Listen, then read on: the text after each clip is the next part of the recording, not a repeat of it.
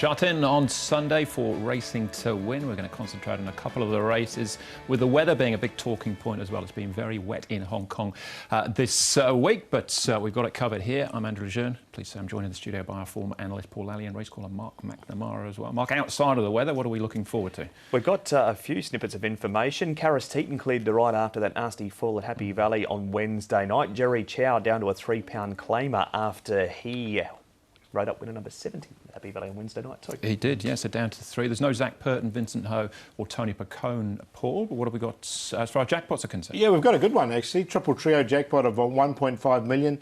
That should get up to about 4 million. I think it's a real tricky card over the whole card. There's some really good races and some really even races, I think. Yeah, most definitely. And 4 races on the all-weather. Some of those looking particularly tricky as well. So, mixed card, 4 on the all-weather and 6 races on the turf, of course. 4 and 6 makes 10 for meeting number 10 of the season. We're on the A+3 course as far as the turf action is concerned. And the 4 all-weather races, the rail always stays on the inside. We're going to concentrate on races 8 and 9. 8 and 9 for us here today, but as always, the other races are available on the website under the audio video section. So the first race we're going to have a look at is the 8th event. This is a Class 2 over the 1200 metres. And it's on the dirt as well. Sees the return of Hong Kong Great, who won 3 times on the surface last season, but all over the 1650. Red Desert takes the class drop. He's first up since July. Kerpenny, barrier 12 for him and Joe Moreira. Silver Figure, 4-time course and distance winner for Tony Millard and Matthew Poon. Igniting switches to your weather for the first time. Manstar, 3-time winner over course and distance winner. Method, another one making his all-weather debut. Bear Slam returns as he comes up in class. Flying Bonus, also up in class for his last win, course and distance back in the start of September. And Private Rockets, Alexia Bedell, eligible for a class drop here off a mark of 80, will jump from barrier number 7. Now, as far as the speed map for this one is concerned, well, Hong Kong Great would like to lead. That's what he's doing over the 1650 mark, but this is 1200. There's a bit of speed here too, Andrew, and Hong Kong Great from barrier number 1. He's normally pretty quick out of the gate, so he can push through. Flying Bonus led last time as well. And he races best in front. We the Southpaw is the other horse that likes to go forward. Igniting shows plenty of pace, but his starts have been iffy lately. Yeah, he's coming to the surface for the first time, but he does work well on it. Kerpenny could be the odd sock here. He's or need a bit of luck from barrier number 12. We the South to that degree as well. If We the South pushes forward and Flying Bonus pushes forward, we're going to get a good to fast pace, I think. There is a lot of pace in this race. And a good to fast pace like that suits Silver Fig perfectly, because we know how well he can finish from back in the field. Yeah, and Hong Kong Great might be part of that speed battle as well. So let's start off with him and hear from his jockey, Sha Tin. Karis, you ride Hong Kong Great for Danny Shum, arguably the best all-weather horse in the SAR, certainly on ratings anyway. He trialled the other day. How did he feel that morning? He felt good. Of course, he enjoyed the all-weather track, so he did it pretty easy. I was surprised how well he handled the dirt, so now I know why he's won his races so comfortably now. He's obviously got some class. He's a dual class record holder over 1650 on the all-weather. How do you feel about the 1200 metres, because his victories have come over a little further? Yeah, of course, it's a little question mark, but he's fresh. It's his first run, so he's got a bit of spark under his foot at the moment. So, of course, the 12 will be a little bit short for him, but the good thing is, he can handle the track. He's got a bit of speed, so if I can get him into a position where he can have a bit of room, and I think he'll be okay. Barrier number 1, and he's got that speed, so you would think gate number 1 would be ideal. Yeah, of course, but a 1650 and a 1200 is totally different, and I'm gonna have to make sure that he have a clean jump and use him a little bit. And if we can lead the race, of course, will be the ideal. I'll speak to Danny and see what he's got in his mind. Quickly, Wednesday night you had a fall, a nasty incident it was. How's the body pulled up? No doubt a bit battered and bruised. Yeah, of course, it's not a good thing to happen, but I'm okay. I just got a very sore shoulder and stiff neck. The club's doctor and everybody has looked after me pretty well in the hospital, and we checked everything, but there's no tissue damage or anything. It's just muscle sore, so I can pull through it. Oh, it's great news that Karis is back riding again. You've got to look at the weather. absolutely pouring down. That was Friday morning at Sha Tin. We saw that was a course record time he ran as well, Paul, in that little package, 1:36.15. But again, that's 16.50. This is 12. Yeah, look, the slot might help him though if it is a bit of rain and it is a wet, slow track, because look, he just keeps going. He's got a high cruising speed and he really enjoys the surface. So I wouldn't be surprised if he gets away with it fresh over 1200. I thought the same thing. Even with 133 pounds, barrier number 1, he's just going to run all day. And unless something's got really high swoop speed, maybe like a silver fig that could knock him off, he's going to take some beating, even just on the way he runs on the track. Yeah. Very excited to see him back. That's Hong Kong great. What about Flying Bonus then? Let's have a look at him, because he's one of these possible horses that might be up on the speed as well. Paul, can he make it tell? Yeah, he's the one that could make it tough for Hong Kong great, because we know he likes to go forward and he comes in with a really light weight as well. Barrier number 5, so he is a last start winner over the course and distance, and with this light weight I think he's going to make it a little bit tougher for Hong Kong great. But look, if Hong Kong great, we know he's got that cruising speed. If they do overcook it, as Mark said, it's going to set it up for something towards the back. Didn't have him in. He's going to be there for a long way, but I just thought the field this week, and obviously being a Class 3 in that race, going up to Class 2 this week, just might be a bridge too far for him in one jump. OK, some turf form to dissect as well, Mark, because Winner Method, who finishes third here, makes the switch onto the all-weather for the first time. The other horses to note, We the South, who runs fourth, Private Rocket in seventh, and Zarsun, he'll be happier back on the dirt surface. Absolutely, yeah, loves the dirt, doesn't he? This is 2 starts ago for Winner Method. He's been around the bend since then and was only fair behind Trillion Win, beaten 5 3/4. They tried the cheek pieces that day, and Denny's taken them straight off here.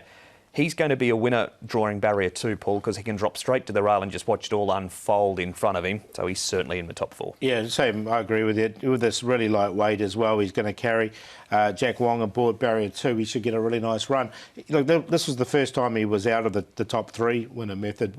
Not this race, because he did finish nicely when they went round the bend. But he works well on the surface. He's by a deep field, and we have seen that progeny go well on the surface in the past. Super wealthy winning that race as well. He came out and won the feature race last week. Who have we got here now to have a look at? It's Kerpenny back at the trials, Paul.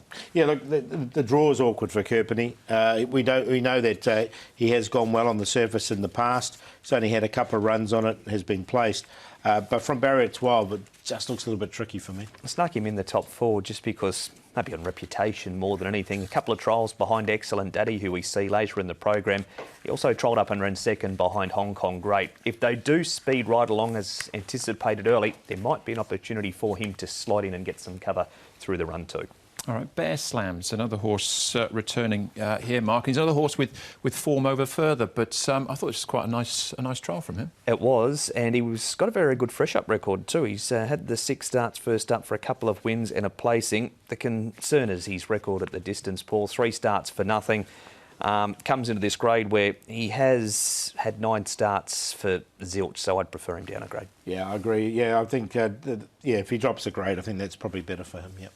OK, but asked a small question there at the trials and answered it positively as well. Alex Lai writes in from barrier number 10. Final one we can have a look at, Paul, is Zarsun again, but back on his more favoured surface here. Yeah, so the surface is going to suit him. And he's another one, if they do overcook it, he can hit the line strongly. We've seen him run some really good races, and he's got a good turn of foot as well, Zarsun. He was just on the cusp for me. He didn't quite make it in the end. Yeah, it wasn't far off either on my selections. He ran second behind Willpower on this surface in what was 2 starts ago for him when he last raced on the dirt. That's good form because we know how good a horse Willpower is. Not far out of the top 4, but just didn't quite squeeze in. All right, OK. Well, there's a few of the clues for you as far as this 8th event is concerned. Private Rocket, 2.3 money back, Paul. Would you take that? No. No, I definitely wouldn't take that. But obviously, there has been some early money for Private Rocket. He didn't make my top 4. But look, I've got to take a chance with Hong Kong Great that the 1200 is not going to be a problem. That's the query. If it was 16.50, he'd be $1.40 or $1.50. He's just such a good dirt horse. But fresh up, I think he can get away with 1200, so he's on top. Winner Method, he considered just behind him as well, coming to the surface. Now, if anything goes wrong, I think these two horses can capitalise, because Silver Fig has got a really powerful finish, and he's a 4-time course and distance winner. And Igniting, who's coming to the surface for the first time. But look, he's another really consistent horse, and he's really trialled well on the surface in the past. There's a lot of money for him last time as well on the turf. So got him in there for 4th. End up with 1, 7, 4 and 5. Same top 3 as Paul, and then a different one for 4th. Hong Kong Great goes on top. He'll be in front for a long way. He'll be on the speed. They'll be running along, and he will keep running all day. It's just a matter of if something with a quicker turn of foot, one of the sprinters can run past him. Winner Method's going to be in the perfect spot to do that. Silver Figs won 3 from 6 first up and placed on one other occasion as well. And he'll need Duck Kerpenny, but it is Marira and Found. So on that, he goes in the top 4. 1, 7, 4 and 3 in the last. Yeah, 1 and 7, my cue as well. But I'll actually go with the 7 to beat the 1. Winner Method switching to the surface there. But expect that market to change as it develops as well. That's race number 8 then. One more race for us to have a look at. We'll look at race number 9, plus all the best bets. That's still to come.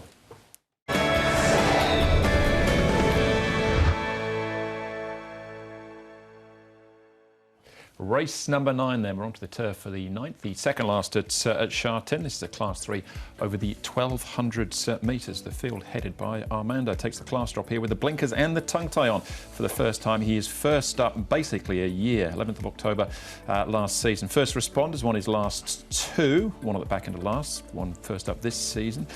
Super Dynamite, he's first up from February as well. Glock Races on a hat-trick. He won last time out over the 1200 metres course and distance. Gets barrier 11 this time though. Shadow Mission makes his Hong Kong debut, as does Crossford for John Size. Alex Bedell gets barrier 14. Excellent Daddy's got some speed. He'll jump from barrier number 4. He's coming off the all-weather. California Sybil was very good on debut, only beaten a short head by Namjong Sings, and Bright Kid didn't beat too many home last time out behind Packing Victory.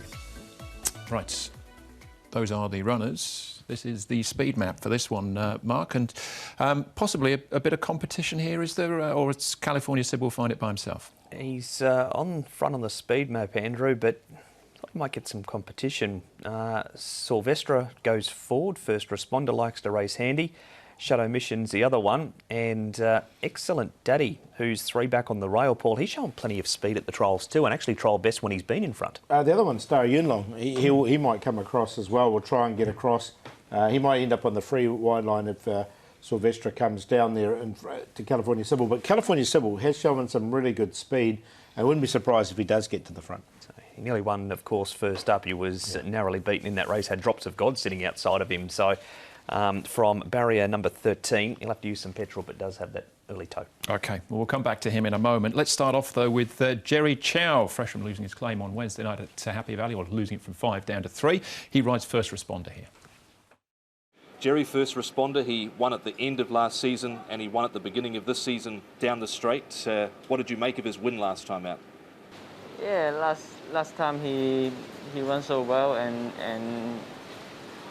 me and my boss did expect he's keep improving. He's not a young horse, but he's keep improving and got a very good fighting heart. So yeah, he's in a good form now.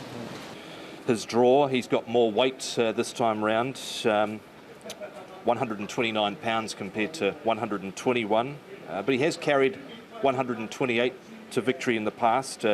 Can he measure up at the top of the handicap? Sure, he's not a small horse, and he can handle the heavyweight, and Sunday he got a good draw, and I think it will help him a lot. Let's briefly go back to Wednesday night. You marked 70 wins with Transcendent for Tony Cruz. How special was it to achieve that milestone? It's an amazing moment, and before that I was thinking I will be more calm, but after the winning post I was very excited to get the 70 winners and have a winner for Tony Cruz. Yeah, and it's meaningful because I was hoping this season I can challenge the Tony Cruz reward. Yes. Yeah, it's meaningful. it's been a tough time for everyone with the pandemic and friends and family not being able to come to the races, but I understand your family had been to the races about 4 or 5 times waiting for you to achieve that milestone. Yes. Tell us about that. Yeah, the start of the season, they already come to the races and support me, and thank you. They always come to support me and make me feel really well. Yeah. It was a great night, Happy Valley Wednesday with Jerry, getting into the £3 His family obviously delighted as well. We'll keep rolling though to have a look at Gluck Racer next, Paul. There's a bit of authority about this one. He's a very progressive horse, Gluck Racer, and he's one of those horses you wouldn't mind owning because he really tries hard all the time. He's a 3-time winner now from his 6 starts. Chad Schofield, he's drawn 11, so he might just get slightly further back than he would like. But look, he's one of the main chances for me. Yeah, I thought so too, Paul. He's up £9 for the win, but he did it with some authority at the end. Chad's on board again for Jimmy Ting, going for 3 in a row, and he does it so easily at the end there by a good length and a half. He does have barrier 11 this time round. He had low draws when he won his 2 previous races, and when he drew barrier 12 back in June, he finished 4th. So it's a slight concern, I suppose, as far as that's concerned. Yeah, that's the query, isn't it? That's why I've got 1 to beat him. But look, he's going well at the moment. You can see his Sha Tin record on that graphic there. It's so good, isn't it? And Chad's 2 for 2 on the horse too, so they've got an instant connection there, and I can't see any reason why it can't be 3 for 3. All right, what about California Sybil, Mark, and Star of Yunlong? Star of Yunlong's run out of opportunities. He did race with some extra ground covered in this race. Love the debut from California Sybil. Ran second behind Nam Jong Sing's, and he gets dive bomb late. Drops of God went up to serve it up to him. Paul actually hit the front Drops of God, and he's come back and worried him out of it. They swoop late. It's only been Nam Jong Sing's who beat him. Run under the belt. He'll be hard to beat here. Yeah, I really like this horse. I thought it was a great debut run. As you can see, he just only got nutted late, and Drops of God have since come out and won really impressively as well. So I think it's going to be a good form race, that one. It was wet that day, but still officially a good track. It'll be wet on Sunday as well. Yeah. Armando and Crossford. Paul, making his debut, Crossford, for John Size this weekend. Yeah, so look, he's only had a limited campaign. He's only had the 1 trial leading into it, Crossford. So I like to see what he can do. Didn't mind the trial here of Armando, though. We haven't seen him out for a long time. But look, he's been trialling well, and he went through and ended up winning this trial. He's only had the limited starts, 4 of them in fact, but he has shown ability, especially first up.